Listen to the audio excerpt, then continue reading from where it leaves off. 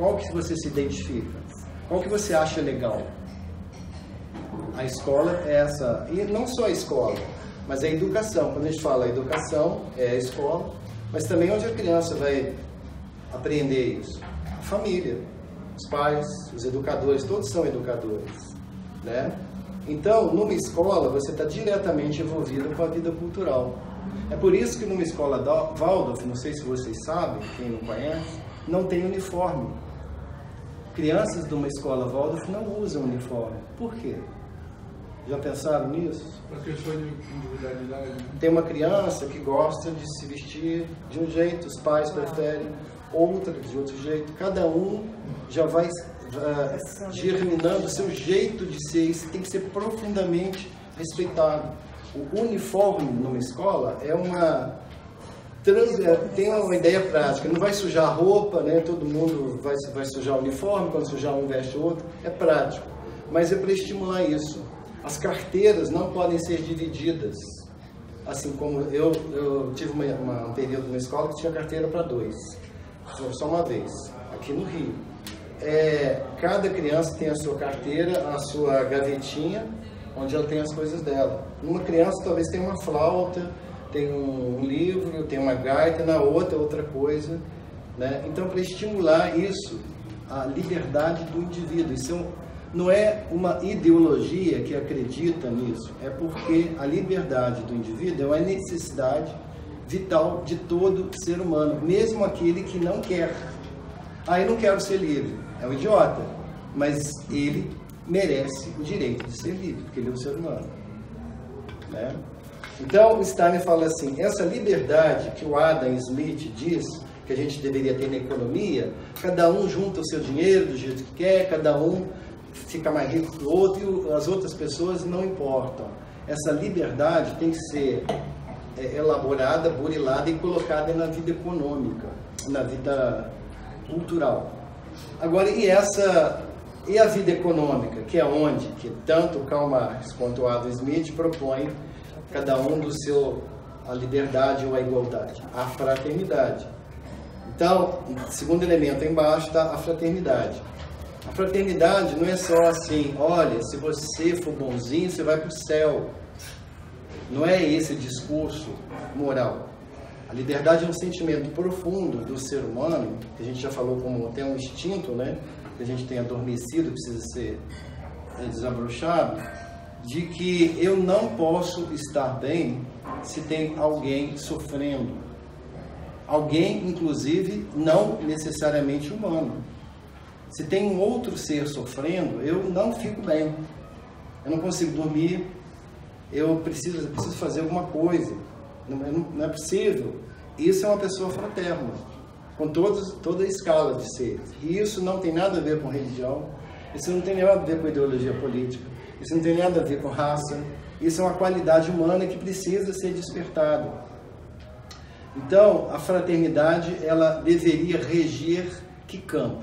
Que campo nós vivemos numa sociedade em que a gente pode dar e trocar, né, e pedir, e sacrificar, e que não tira a minha liberdade de ser no campo da economia. Então, eu sou um multimilionário americano. Maldito. Ele é multimilionário. Mas um multimilionário americano, e tem alguns, pode ser uma pessoa capaz de enviar milhões de dólares para a educação na África.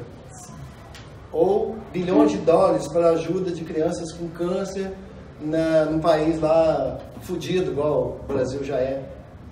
Ou, sei lá, fazer um trabalho social com crianças de comunidades e pagar a escola delas. Tem um sujeito, não guardei o nome dele, um americano, milionário, ele é negro, vi um documentário sobre ele outro dia. E não sei se é Nova York onde ele mora, ele é milionário também. Nem sei. Eu vi na Globo News. Ele é empresário. É empresário. Ele era pobre, virou milionário. O que ele faz? Uma fundação. O que ele faz? Ele criou uma fundação.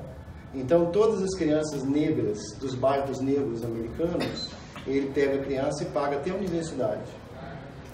Tem criança, por exemplo, que nem sabe o que foi ele pagou. Então, isso é uma pessoa solidária. Isso não tem nada a ver se ele é um capitalista, tudo bem. Então, isso é um ser humano. Melhor do que o outro, que tem um discurso de justiça social e nunca fez nada por ninguém. Isso é que é um ser humano legítimo, né? Agora, nesse aspecto, a economia, a política econômica tributária americana foi inteligente, porque ela, entre aspas, obriga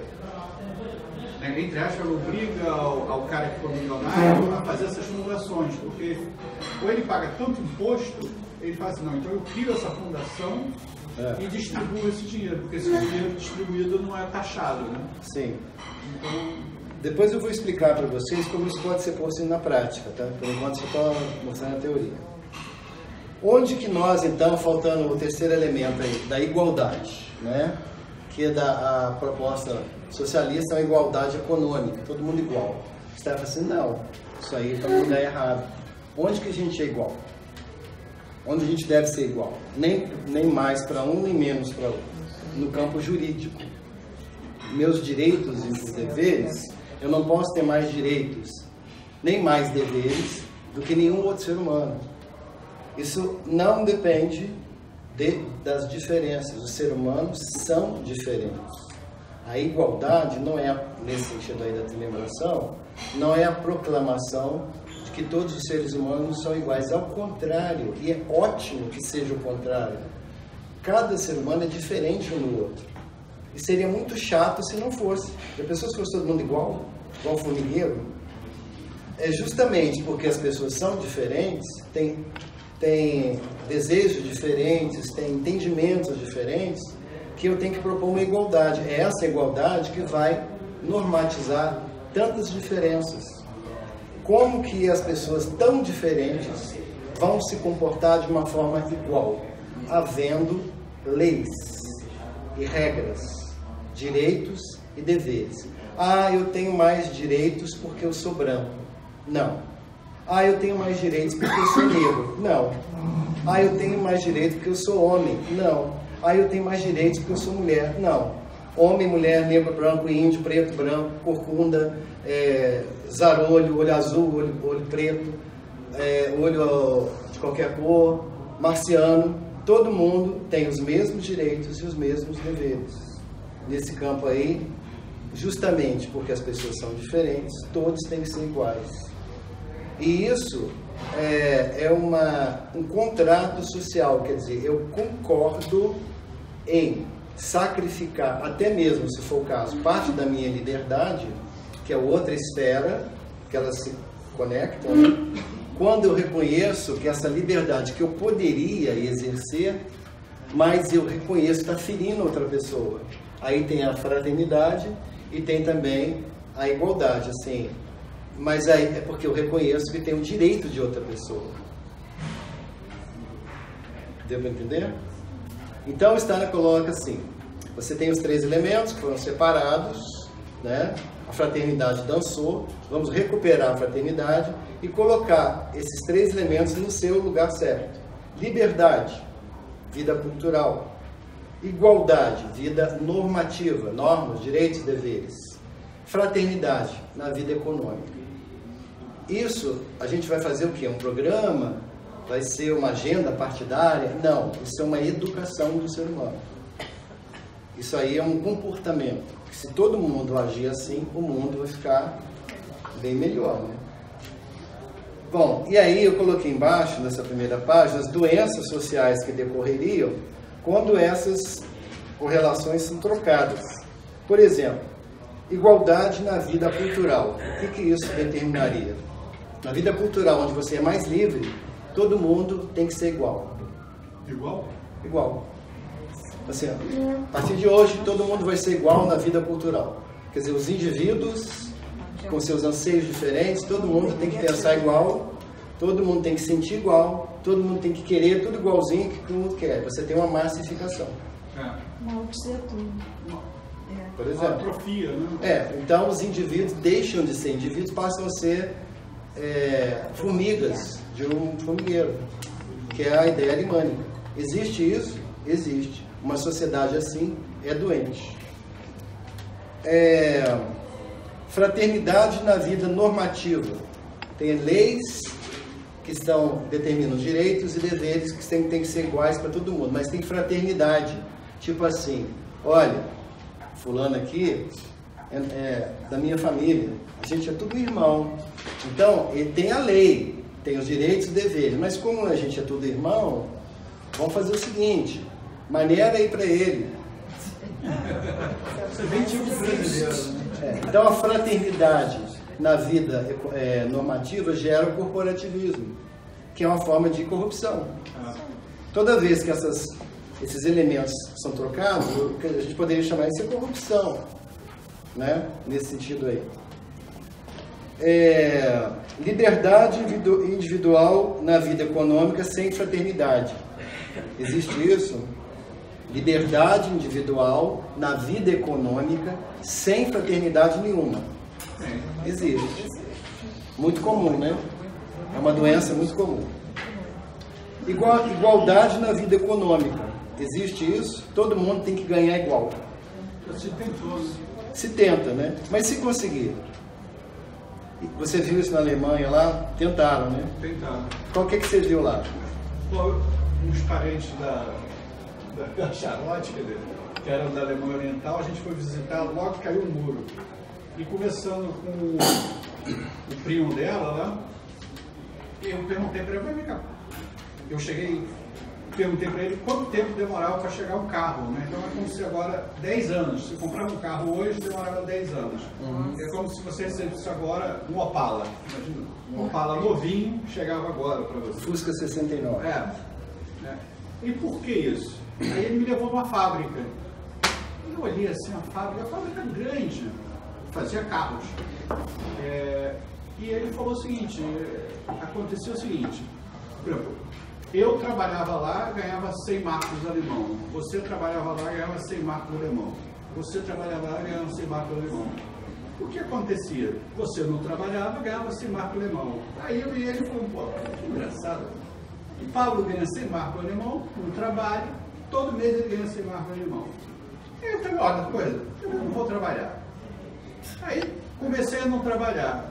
E ganhava 100 marcos alemão. Eu disse, pô, então eu sou um idiota. Os dois não trabalham, eu não faço nada, trabalho e ganho dinheiro com 100 marcos alemão, mas eles ganham 100 marcos alemão sem trabalhar.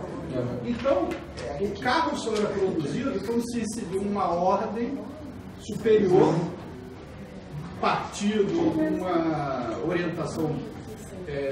Agora produzir 500 carros. Aí, produzia 500 carros. Então, não existia uma produção. E aí, o que ele mostrou para mim foi o seguinte: a economia foi se desmantelando porque ninguém fazia nada, porque ele não faz, eu não faço. Você não faz, eu não faço, ninguém fazia nada, entendeu? Então, aquilo foi caindo, né? Porque não existia um estímulo de você fazer alguma coisa. Pô, se eu sou melhor, eu vou ganhar 150 marcos. Todo mundo ganhava igual. Se fosse bom, quando caiu o mundo, todo mundo tinha ficado na dentro. Não, isso é outra coisa, né? Foi interessante assim, quando ele me falou isso. Por que demorava 10 anos para chegar um carro? Vamos virar a página então? Tem outros exemplos, tá? Que vocês podem, em casa, podem ficar pensando assim: liberdade na esfera econômica, liberdade. Vocês vão trocando, vocês vão ver o mundo, né? Porque aqui ninguém está vivendo uma sociedade harmônica. Bom, aí, deixa eu ver, isso a gente já falou aí, né? As modernas, socialismo, bancarismo, tá, deixa eu falar disso. Então eu coloquei essas duas fotos aí como assim exemplos, né? Então você tem de um lado aí, são pessoas aí da juventude maoísta, né? Chinesinhas aí da juventude maoísta, que nem mais é assim lá, né? Vocês não viram isso mais? Eu sou mais capitalista americano. Nós acabamos de chegar da China, aqui, esse grupo aqui, ó. Mas há uns anos atrás era assim. E aí vocês têm do outro lado aí uma imagem que mostra pessoas passando, né? Indiferentes a uma pessoa aí caída, né? Que está talvez com fome, ou sei lá, desempregada, ou nunca trabalhou, ou sei lá o que, mas as pessoas passam ao largo disso aí. Então você tem, do lado, a proposta do socialismo, que é a unificação em direção a um todo, né? Do outro lado, o capitalismo, em que há uma livre iniciativa, sem haver, ainda estou falando dos desequilíbrios, né? Sem haver essa percepção do outro ou dos outros. Capitalismo e socialismo com propostas econômicas, e embaixo como propostas culturais. Aí você tem a esquerda e a direita, respectivamente. Na esquerda, debaixo do socialismo aí, vamos abolir esses valores tradicionais, chamados valores burgueses. A família, a propriedade privada, né? Essa coisa do egoísmo, como se isso fosse tirar o egoísmo do ser humano. Se eu abolir por a força isso, o ser humano não vai ser egoísta mais. E do outro lado, a direita. Vamos manter esses valores que me permitem ser um indivíduo livre numa sociedade onde existe competição, etc. Vida competitiva econômica. Então são os dois lados de uma mesma moeda. Essa que é a questão. Os dois lados, tem um princípio da alquimia que diz assim, os opostos se encontram, porque eles são os dois lados de uma mesma moeda. O que essas duas propostas têm em comum? Esquece as diferenças. O que elas têm em comum? Capitalismo e socialismo. Que a felicidade vai depender de como eu arranjar a vida econômica das pessoas. O materialismo. Isso é um resultado direto do materialismo do século XIX. Só que uma das coisas importantes que a Tremembração nos ensina é que a vida econômica é um aspecto entre três. Precisa um outro e mais um outro. E além disso, a vida econômica tem um outro elemento que deveria reger, que não é nem a liberdade, nem a igualdade. Bom, aí isso ninguém pensou nisso, ninguém viu essa diferença, várias pessoas viram isso que a gente está falando. Um dos primeiros que viu isso, a gente não vai ter tempo aqui de esmiuçar cada um, mas eu tenho que citar, foi um Papa. O Papa Leão XIII escreveu uma encíclica em 1910, alguma coisa assim, chamado Rerum Novarum. Rerum Novarum em latim quer dizer a coisa nova, a novidade. Uma coisa nova. Rerum é coisa, novarum, novo. Que coisa nova é essa? Aí no texto ele critica as duas possibilidades. Ele fala que o capitalismo promove o egoísmo. E ele fala que o socialismo promove um igualitarismo à força de um Estado. Porque tem alguém que vai ter que impor nessas pessoas que elas sejam iguais. Quem que vai impor isso? Deus, o Papa, o Estado. Tem que ter um Estado que imponha isso. E ele diz assim, as pessoas têm que ser servidas pelo Estado e não servirem o Estado. O Estado foi inventado, né, para ser uma instituição. O que as pessoas estão precisando? Onde eu vou tirar dinheiro daqui e pôr ali para servir as pessoas? E não para que as pessoas trabalhem e deem uma existência inteira para que o Estado fique bem. O Estado está gordo, está satisfeito, como diz o mineiro, está satisfeito, né? E as pessoas se matando de trabalhar, né, dentro do capitalismo ou dentro do socialismo para manter um Estado gordo. Então o Papa Leão criticou isso. Quer dizer, uma é egoísta, outra é uma tirania de um Estado. E aí ele propõe o quê? Fraternidade. Aquela fraternidade que Cristo falava precisa de ser aplicada e você criar uma outra proposta, porque essas duas aí não estão convencendo. Essa proposta do Papa Leão XIII, ele deu o nome de distributivismo. Distributivismo para ele era assim, quem tem mais voluntariamente distribui para quem tem menos. Mas isso não pode ser forçado. Tem que ser fruto de uma educação cristã, como ele dizia. E ele dizia que a igreja tem essa proposta. Bom, então uma pessoa que pela primeira vez assim viu que tem uma capinguice em um lado e no outro. 3 outros que eu posso citar. um russo, que foi Leon Tolstói. Leon Tolstói escreveu várias obras, mais romances, mas a vida dele e o último texto dele, que ele escreveu antes de morrer, se chama O Reino de Deus está dentro de nós. Ele escreveu em russo e vocês podem baixar pela internet. Aí o Leon Tolstói fala das duas correntes. Ele fala basicamente a mesma coisa que o Papa Leão XIII fala. Uma estimula o egoísmo e ele fala, a outra estimula a servidão ao Estado. E ele diz assim, mas numa e na outra, o egoísmo é maior da cúpula de poder. Existe o egoísmo das pessoas e o egoísmo dos poderosos, que acaba que as pessoas vão servir ao egoísmo dos poderosos. São os grandes empresários, são os grandes banqueiros. O Leon Tolstói falou isso. E a outra, as pessoas vão ser ovelhinhas de um Estado totalitário.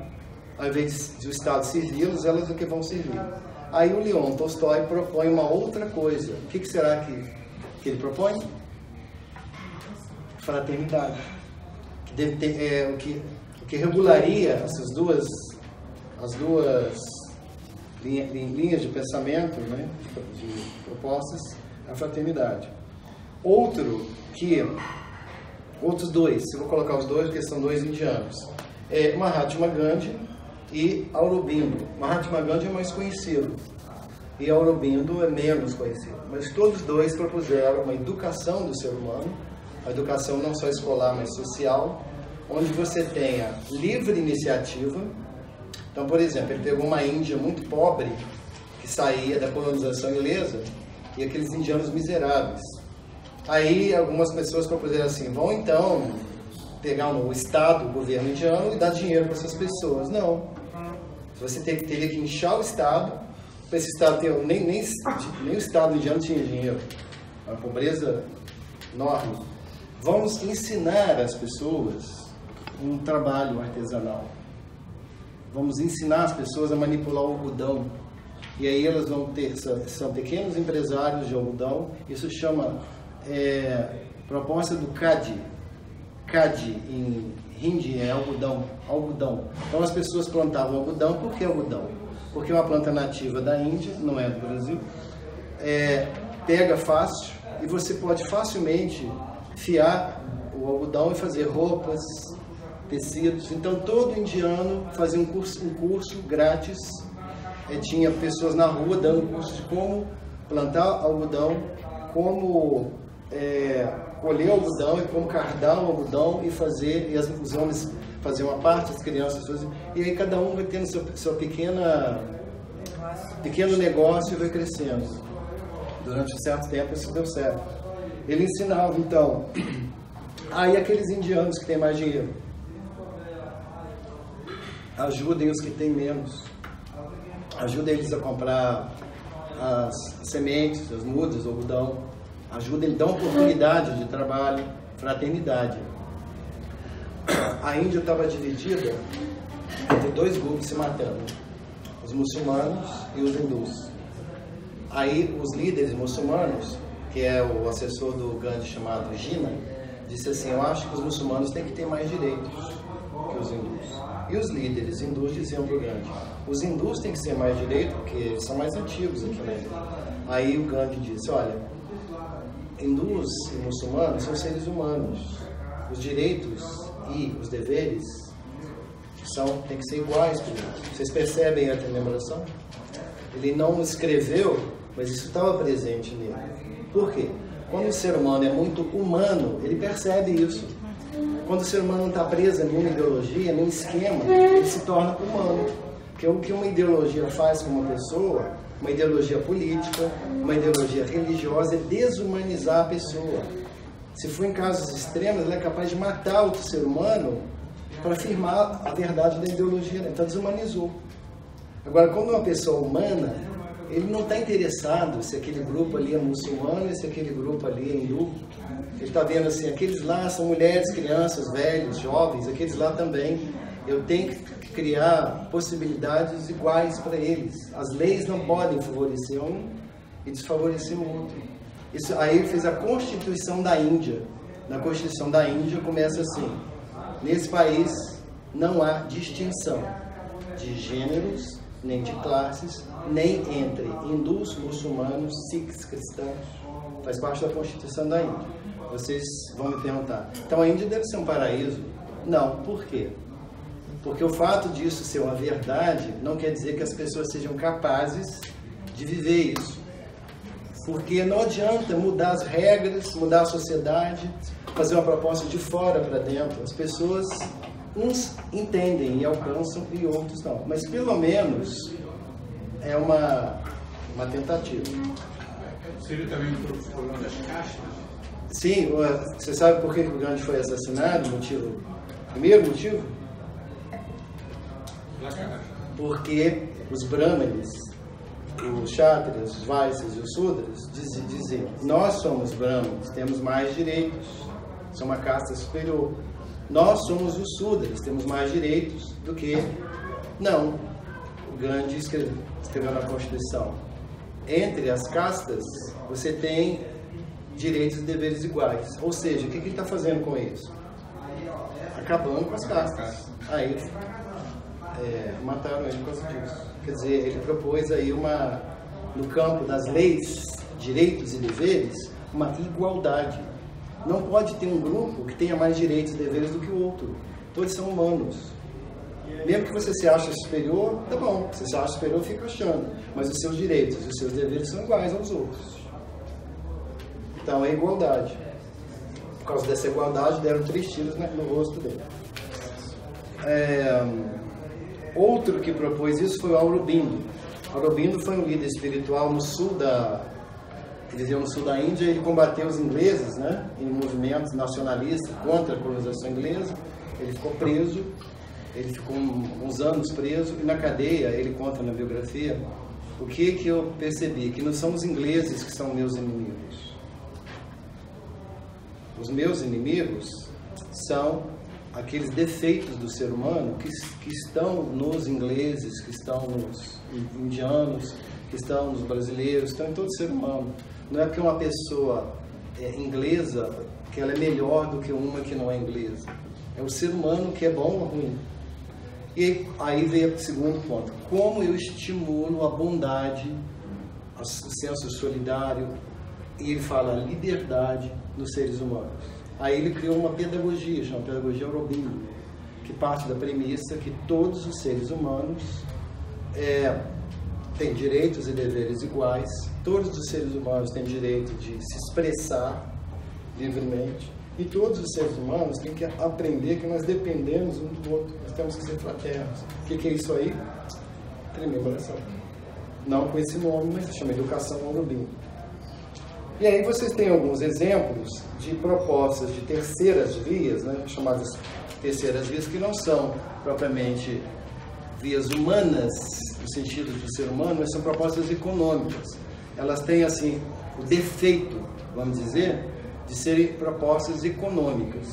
Então você tem a proposta do John Keynes, né, que foi um economista da década de 20, 30, até antes, ele participou lá das negociações depois da Primeira Guerra Mundial. Inclusive ele previu: olha, esses acordos entre os aliados e os alemães não vai dar certo, isso vai gerar outra guerra. Vocês estão sendo injustos com os alemães. E não deu outra. Então ele propôs a criação de bancos que seriam instituições em que recolheriam dinheiro de empresários, de investidores, e esses bancos investiriam não em lucros, primariamente, mas no bem-estar de quem precisa. Então, bancos, que são instituições capitalistas, alimentadas por dinheiro capitalista, mas cujo dinheiro, não sei como é que chama o dinheiro do banco, a verba, o capital, seria primariamente destinado a você ajudar populações que têm fome, populações que passaram por uma seca, e principalmente populações que passaram por uma guerra ou uma revolução. Então é o Keynes, John Maynard Keynes, e ele foi inspirador desses bancos mundiais aí que reconstruíram a Europa. Por que a Alemanha foi reconstruída depois da Segunda Guerra, o Japão? Investimentos de bancos para reconstruir o país. Isso pode não dar lucro. Você pode investir um país destruído, isso pode não dar em nada. Aí o Keynes escreve assim, que é um risco, mas é uma questão humana. Aí nesse ponto ele transcendeu a economia. Quando ele fala, é uma questão humana. Aí se não der lucro, não importa. Então não é um capitalismo selvagem. Né? O Anthony Giddens, já citei aqui, é um economista vivo inglês que propõe, ele critica as duas ideologias, o capitalismo e o socialismo, diz que o capitalismo é contraditório, que ele propõe uma liberdade, mais uma série de normas morais que restringem essa liberdade, isso é contraditório.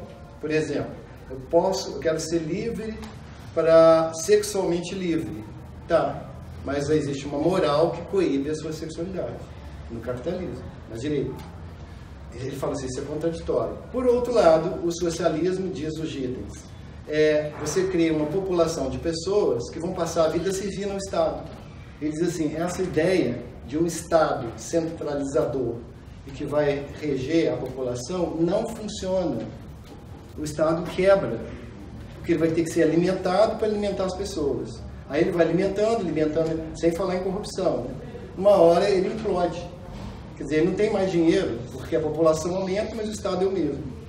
E aí, como é que faz? Então ele fala, bom, tem que propor uma terceira coisa. Aí ele é o pai da ideia de social-democracia. Você tem alguns outros exemplos aí de tentativas econômicas de terceira via, um deles é a China, né? Que vocês tem alguns elementos ainda do Partido Comunista Chinês, né? Dizem, eu não sei, vocês estiveram lá, tem uma certa repressão, vocês percebem isso? O que vocês contam? As leis e as regras são muito rígidas, tá? E pela quantidade, pela população, que é 1,5 bilhão de pessoas, o capitalismo conseguiu dar a essas pessoas, todo mundo lá come, todo mundo tem moradia e todo mundo tem emprego. Esse 1,5 bilhão, todo mundo não tem. A gente viu um mendigo só. Eu vi um mendigo. É 1%. Todo mundo tem educação. Sim, não, a gente viu 2 cidades pequenas. Não tem. Eles têm na maior parte, sim, pode ser uma exceção, mas no geral... Onde vocês viram? No geral, eu não vi pobreza depois dessa abertura, tá? Mas antes o que era dito pelas guias é que era uma coisa de fome extrema e que eles chegaram até o canibalismo. Canibalismo, não foi o que a moça falou? Até o canibalismo. Mas isso não era do comunismo. Sim, eles conseguiram recuperar isso com a abertura de mercado. Quem fez isso foi o Deng Xiaoping. Deng Xiaoping, ele propôs então, bom, não está dando certo, o povo está passando fome, vamos abrir uma economia de mercado, mas manter algumas normas do antigo Partido Comunista. Então ficou uma coisa que na economia tem elementos do capitalismo, mas na ideologia algumas coisas do elemento. Mas isso que eu ia perguntar, o que chama a atenção? O Estado ainda é muito forte, tem um poder... Tem um controle, né? Tem um controle. Então isso é um traço da esquerda. Da esquerda, exatamente. Estado forte, esse traço antigo. É um Estado grande e forte. Tá? E as pessoas estão sempre lá também, né? Os mesmos que estão lá. Né? As economias capitalistas, as grandes economias capitalistas, elas têm um Estado forte. Né? Ela é liberal, mas os Estados Unidos são super protetores. Tem um protecionismo muito grande. O Estado forte, economicamente, não é a mesma coisa que o Estado forte politicamente. O Estado capitalista, ele é forte politicamente, mas economicamente, se ele for forte, não tem livre iniciativa, porque ele controla tudo. Então, o Estado forte politicamente é o Estado capitalista. O Estado forte economicamente, que controla a economia, olha, você tem tal cota de ração, você não pode enriquecer tanto. É o Estado comunista e socialista. Então, você tem o Estado forte, que tem você vê o Trump, a primeira coisa que ele fala, que eu acho que tem os defeitos dele, mas é o capitalista típico, desestatizar tudo.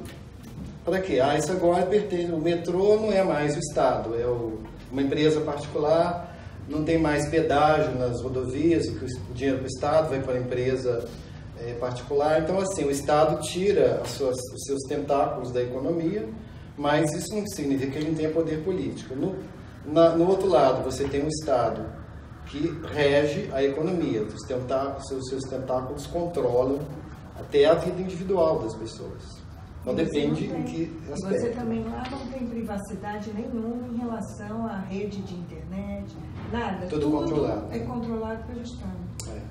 E os milhões de crianças que não têm nenhum status, porque só podia ter um filho, 2 filhos. Então, mas nasceram um monte de crianças que hoje em dia têm 18 anos.